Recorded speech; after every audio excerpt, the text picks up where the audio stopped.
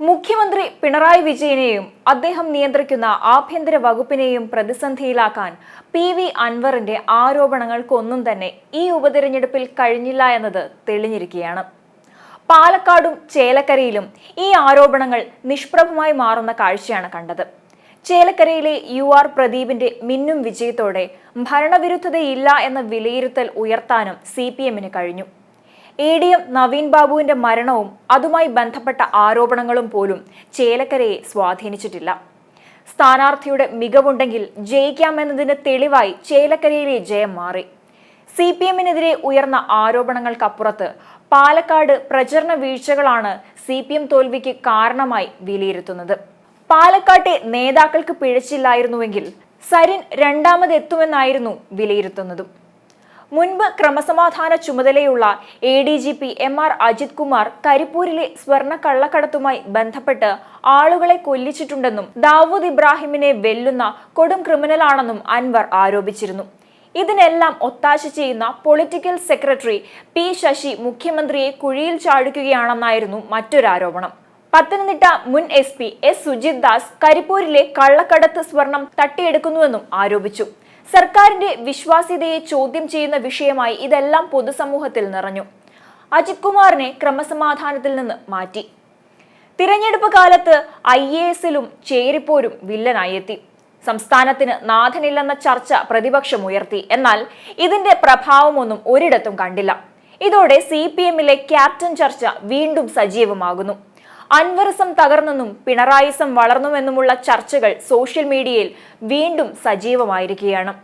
വയനാട് ലോക്സഭയും പാലക്കാട് നിയമസഭയും കോൺഗ്രസിന്റെ സിറ്റിംഗ് സീറ്റുകളായിരുന്നു. വയനാട് പ്രിയങ്ക വൻ ഭൂരിപക്ഷത്തിൽ ജയിക്കുമെന്നും ഉറപ്പായിരുന്നു. പാലക്കാട് മൂന്നാമതുള്ള CPM അത്ഭുതം കാട്ടുമെന്ന് ആരും കരുതിയില്ല. എന്നാൽ ചേലക്കരയിൽ പോര് കടുക്കുമെന്നായിരുന്നു പിണറായി വിരുദ്ധ വിലയിരുത്തൽ. എന്നാൽ അതും ഉണ്ടായില്ല. അൻവറിന്റെ പ്രസ്താവനകൾ ഏറ്റുപിടിച്ച് മുഖ്യമന്ത്രിയുടെ രാജി ആവശ്യപ്പെട്ട് പ്രതിപക്ഷം രംഗത്തിറങ്ങിയതോടെ സർക്കാരും ഇടതുമുന്നണിയും പ്രതിരോധത്തിലായിരുന്നു. P ശശിയും അജിത് കുമാറും ഉൾപ്പെട്ട ഉപജാപക സംഘം മുഖ്യമന്ത്രിയെ നോക്കുകുത്തിയാക്കി ആഭ്യന്തര വകുപ്പ് ഭരിക്കുന്നുവെന്ന പ്രതിപക്ഷത്തിന്റെ ആക്ഷേപം ശരിവെക്കുന്നതായിരുന്നു അൻവറിന്റെ വെളിപ്പെടുത്തൽ. എന്നാൽ മുഖ്യമന്ത്രി നേരിട്ട് വന്ന് അൻവറിനെ തള്ളി പറയുകയും ചെയ്തു. ഇതെല്ലാം പിണറായി സർക്കാരിന് പ്രതിസന്ധിയെ അതിജീവിക്കുന്നതിൽ കരുത്തായി എന്നാണ് മുഖ്യമന്ത്രിയുമായി അടുത്ത വൃത്തങ്ങൾ നൽകുന്ന സൂചനകൾ. CPMലും സംസ്ഥാനത്തും പിണറായി ഇഫക്റ്റ് കൂടുതൽ സജീവമാകുന്നതാണ്. അൻവറിനെതിരെ നിരവധി ജാമ്യമില്ലാ കേസുകൾ നിലനിൽക്കുന്നുണ്ട്. ഇതിൽ പോലീസ് ഇനിയെടുക്കുന്ന നടപടികളും വളരെ നിർണായകമാണ്. ഈ ഉപതെരഞ്ഞെടുപ്പിൽ ചേലക്കര ജയിച്ച് CPM കേരള രാഷ്ട്രീയത്തിലെ തൽസ്ഥിതി തുടരുകയാണിപ്പോൾ. ഇത് പിണറായിക്കാണ് കരുത്തു പകരുന്നത്. ഭരണവിരുദ്ധ വികാരമില്ലെന്ന് ശക്തമായി അണികളെയും സമൂഹത്തെയും ബോധ്യപ്പെടുത്താൻ ചേലക്കര ഒരു പിടിവള്ളിയായിരിക്കുകയാണ്. സുധീർ NKയെ അടർത്തിയെടുത്ത് ചേലക്കരയിൽ സ്ഥാനാർത്ഥിയാക്കിയിട്ട് പോലും കിട്ടിയത് 3920 വോട്ടാണ്. അൻവറിന്റെ DMKയ്ക്ക് ചേലക്കരയിൽ SDPI പിന്തുണയുണ്ടായിരുന്നു. 1500ഓളം വോട്ട് ഇവിടെ SDPIക്കുണ്ട്. ഈ വോട്ടുകൾ മുഴുവനായി സുധീറിന് കിട്ടിയെന്നാണ് CPMന്റെ വിലയിരുത്തൽ. ഇടതുപക്ഷത്തെ ഒരു വോട്ട് പോലും നിലമ്പൂരിൽ നിന്ന് ഇടതു സ്വതന്ത്രനായി മത്സരിച്ച് ജയിച്ച ചരിത്രമുള്ള അൻവറിന്റെ പാർട്ടി സ്ഥാനാർത്ഥിക്ക് സ്വന്തമാക്കാൻ കഴിഞ്ഞില്ല. CPM വികാരങ്ങൾ ഉയർത്തി പിണറായി വിജയനെ കുറ്റക്കാരനാക്കി ഇടതു വോട്ടുകൾ ഭിന്നിപ്പിക്കാനായിരുന്നു അൻവർ ശ്രമിച്ചിരുന്നത്. തനിക്ക് സഖാക്കളുടെ പിന്തുണയുണ്ടെന്ന് അൻവർ എപ്പോഴും പറയുകയും ചെയ്തിരുന്നു. എന്നാൽ ഈ തന്ത്രം അപ്പാടെ പാളിപ്പോവുകയായിരുന്നു.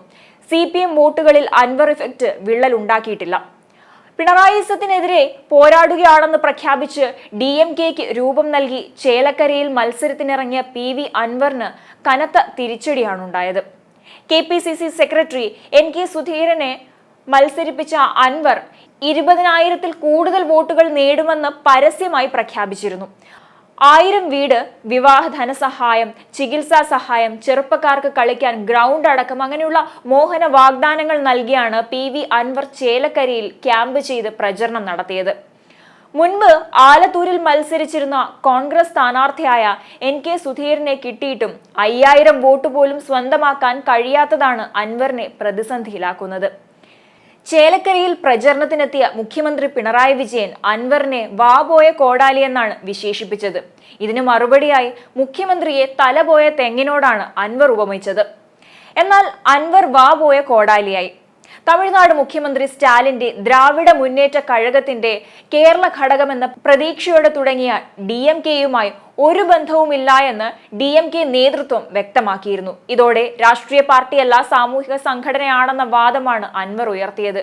DMK-യുടെ കൊടിയും ചുവപ്പും കറുപ്പും ഷോളുമാണ് ഉപയോഗിച്ചത്. DMK-യെ കേരളത്തിൽ UDF ഘടകകക്ഷിയാക്കാനുള്ള PV അൻവറിന്റെ രാഷ്ട്രീയ നീക്കം കൂടിയാണ് ചേലക്കരയിൽ 4000 വോട്ട് പോലും നേടാനാകാത്ത നാണംകെട്ട പരാജയത്തിലൂടെ പൊലിഞ്ഞത്.